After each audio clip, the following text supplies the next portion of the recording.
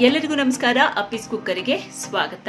ಇವತ್ತು ನಿಮಗೆ ಅಪ್ಪೀಸ್ ಕುಕ್ಕರಿಯಲ್ಲಿ ಎದೆಯಲ್ಲಿ ಕಫ ಗಟ್ಟಿಯಾಗಿರುತ್ತಲ್ಲ, ಅದು ಕರಗೋದಕ್ಕೆ ಸಿಂಪಲ್ ಆಗಿರುವಂತಹ ಮನೆಮದ್ದು ಮಾಡೋದು ಹೇಗೆ ಅನ್ನೋದನ್ನ ತಿಳಿಸ್ಕೊಡ್ತೀನಿ. ಅದಕ್ಕೆ ಬೇಕಾಗಿರುವಂತಹ ಇಂಗ್ರೀಡಿಯೆಂಟ್ಸ್ ಕೇವಲ ಮೂರೇ.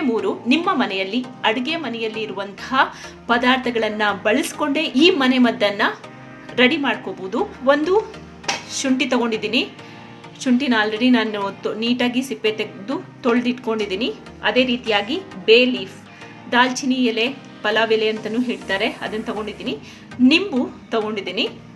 ಈಗ ಹೇಗೆ ಮಾಡೋದು ಅನ್ನೋದನ್ನ ತಿಳಿಸ್ಕೊಡ್ತೀನಿ. ಒಂದು ಕುಟಾಣಿಯಲ್ಲಿ ಜಜ್ಜಿ ಹಾಕೊಂಡ್ರೆ ಬೇಗ ರಸ ಬಿಡುತ್ತೆ ಅನ್ನೋ ಕಾರಣಕ್ಕೆ ನಾನು ಇದನ್ನ ಕುಟಾಣಿಲಿ ಜಜ್ಜಿ ಹಾಕೊಳ್ತಾ ಇದ್ದೀನಿ. ಶುಂಠಿನ ಈ ಥರ ಜಜ್ಕೊಂಡಾಯ್ತು. ಈಗ ನಾನು ಈ ಬೇ ಲೀಫ್, ದಾಲ್ಚಿನಿ ಎಲೆ ಅಂತಲೂ ಹೇಳ್ತಾರೆ, ಪಲಾವ್ ಎಲೆ ಅಂತಲೂ ಹೇಳ್ತಾರೆ, ಅದನ್ನು ತಗೊಂಡಿದ್ದೀನಿ. ಇದು ಬೇ ಲೀಫ್ ಇದೆಯಲ್ಲ, ಇದು ಎದೆಯಲ್ಲಿ ಗಟ್ಟಿಯಾಗಿರುವಂತಹ ಕಫವನ್ನು ಕರಗಿಸುವಂತಹ ಶಕ್ತಿಯನ್ನು ಹೊಂದಿದೆ. ಜೊತೆಗೆ ನಿಮಗೆ ಶ್ವಾಸಕೋಶದಲ್ಲಿ ಏನಾದರೂ ತುಂಬಾ ಇನ್ಫೆಕ್ಷನ್ ಆಗಿದ್ರೆ ಅದನ್ನು ಕೂಡ ಕಡಿಮೆ ಮಾಡುತ್ತೆ. ನಿಮಗೆ ಡೈಜೆಷನಿಗೆ ತುಂಬ ಒಳ್ಳೆಯದಾಗುತ್ತೆ. ಆಮೇಲೆ ಶೀತ ಆಗಿರ್ಬೋದು, ಕೋಲ್ಡ್ ಆಗಿರ್ಬೋದು, ಎಲ್ಲದಕ್ಕೂ ಕೂಡ ಇದು ತುಂಬಾ ಒಳ್ಳೆಯದು. ಅದನ್ನು ತೊಗೊಂಡಿದ್ದೀನಿ. ಈ ರೀತಿಯಾಗಿ ಸ್ವಲ್ಪ ನೀರಲ್ಲಿ ತೊಳ್ಕೊತೀನಿ, ಯಾಕಂದರೆ ಡಸ್ಟ್ ಏನಾದ್ರು ಇದ್ದರೆ ಹೋಗಲಿ ಅನ್ನೋ ಕಾರಣಕ್ಕೆ.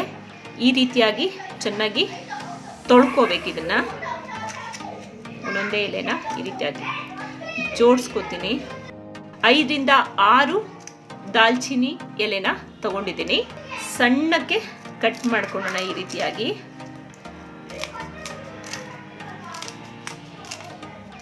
ಕಫ ಇನ್ನೇನು ಆಗ್ತಾ ಇದೆ ಅಂದಾಗ ಈ ರೀತಿಯಾಗಿ ನೀವು ಕಷಾಯ ಮಾಡಿ ಕುಡಿಯೋದ್ರಿಂದ ನಿಮ್ಗೆ ಆಗ್ತಾ ಇರುವಂತಹ ಕಫ ಮಾಯವಾಗುತ್ತೆ.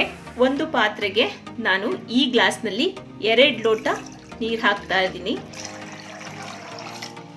ಇವಾಗ ನಾನು ಜಜ್ಜಿಟ್ಕೊಂಡಿದ್ನಲ್ಲ ಶುಂಠಿನ ಈ ನೀರಿಗೆ ಹಾಕೊಳ್ತಾ ಇದ್ದೀನಿ.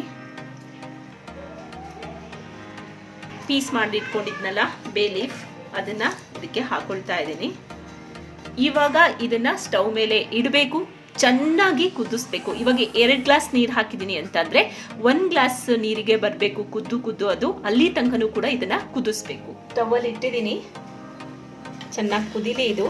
ಮತ್ತೆ ನೀವು ಹೈ ಫ್ಲೇಮಲ್ಲಿ ಇಡಬೇಡಿ, ಮೀಡಿಯಂ ಫ್ಲೇಮಲ್ಲಿ ಇದು ಕುದಿ ಬರಲಿ. ಯಾವುದೇ ಕಾರಣಕ್ಕೂ ಹೈ ಫ್ಲೇಮಲ್ಲಿ ಇಡಕ್ಕೆ ಹೋಗ್ಬೇಡಿ, ಯಾಕಂದರೆ ಇದ್ರದ್ದು ರಸ ಎಲ್ಲ ಬಿಟ್ಕೋಬೇಕಲ್ಲ, ಎಲೆದು ಬಿಡಬೇಕು, ಇವನ್ ಶುಂಠಿ ರಸನೂ ನೀರಿಗೆ ಬಿಡಬೇಕು. ಈಗ ನೀವು ನೋಡಬಹುದು ಚೆನ್ನಾಗಿ ಕುದೀತಾ ಇದೆ ಕಷಾಯ.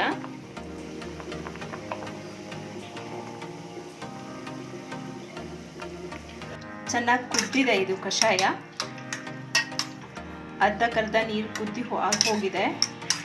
ಇದನ್ನ ನಾನಿವಾಗ ನೀರನ್ನ ಸಪ್ರೇಟ್ ಮಾಡ್ಕೊತೀನಿ.